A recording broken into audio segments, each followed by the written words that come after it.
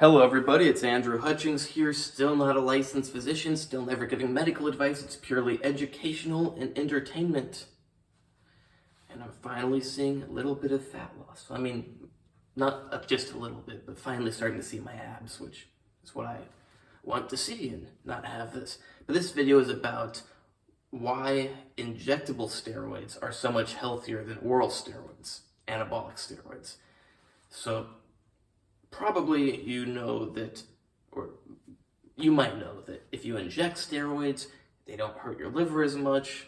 But I'll break that down. There's two parts to it.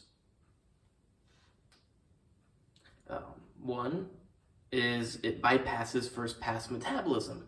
So it goes through your liver less. It's active before it goes through your liver. You get more out of it with less liver action going on. But a bigger part of it is actually that the molecule itself is less liver toxic, because to make a steroid orally bioavailable, you have to modify it to be really hard for the liver to break down. But the liver is not going to just go, okay, I'm not breaking it down. It's just going to stay in the body and do what it wants to do, and I'll see it later someday when it goes away. No, the liver is going to crank up enzymes that aren't normally as high as they're going to get. I mean, that's the nature of when you raise something. It's higher afterwards than before. But when it raises these enzymes to break down the molecules that are harder to break down, these enzymes mess with other things, because that's what enzymes do. Things bind to them and they get chemically altered, and it does that to other stuff. It does that to your own bodily stuff. It does that to other chemicals that are in your body that you like ate or breathed in or got drank. But it does that to a lot of other stuff, and that causes liver toxicity because, well, one, sometimes when it does that to things, it makes them more toxic. Two, because when it's acting on your own bodily molecules, it's damaging them because it's not supposed to be doing that.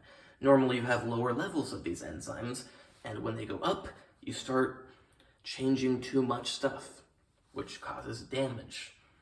So that's why injectable steroids are such a better idea than oral ones, because the liver doesn't have to increase the enzymes so much, and they are active before going to the liver.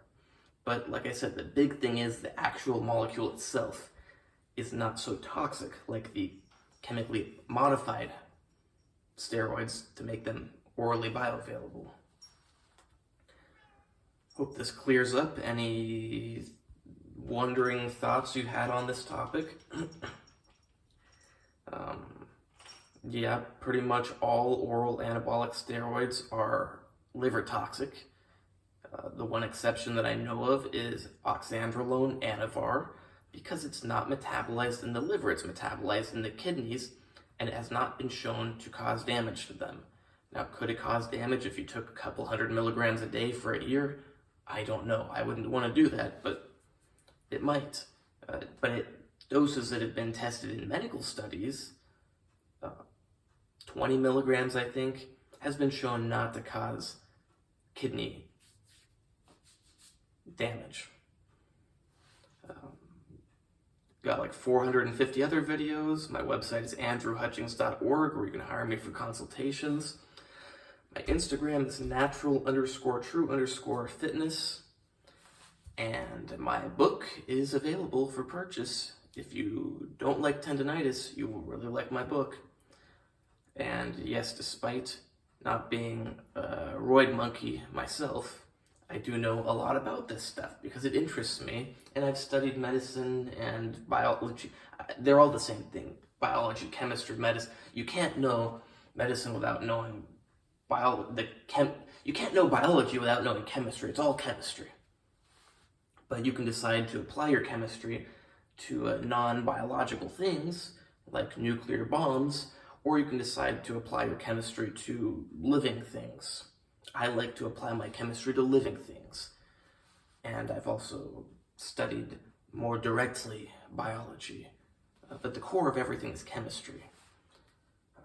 Yeah, it's insane how people could go to medical school without getting a degree in chemistry first, or that medical school doesn't teach years of chemistry. I mean, you don't need years, but Chemistry is the foundation for everything in the body. And I've talked to people, they go, oh no, that you just know chemistry, you don't know medicine. It's like, oh yeah, I'm the one who doesn't know medicine. You think that chemistry is not the same as biology, and you're telling me that I don't know biology and medicine. That's just mind-blowing. And actually in my medical university, I saw some kids talking about, I mean, they're not all kids, some of them are actually older. I call people kids based on their mental state, but I don't know the people, so maybe they're not kids. But they're talking about getting biochemistry tutors, and just made me think, like, wow, they're going to medical school and they need tutors in biochemistry. I don't know if they all do, they just mentioned it. Yeah, chemistry is biology. Biology is medicine. You don't, what are you going to study? Archaic medicine? Oh, arm is red. We need to put ice on it. Yeah, now you don't need to know any of the chemistry. You just know red, ice, put ice. Arm is broken, put back into right position. That's medicine without chemistry. You're cold, drink hot water. That's medicine without chemistry. Yeah, not everything requires chemistry. Oh, you lost a lot of blood, put more blood in. That's medicine without chemistry. But pretty much all the rest of medicine is chemistry. Even surgery requires chemistry. You think you're just going to cut the body open? No, it's going to bleed all over the place.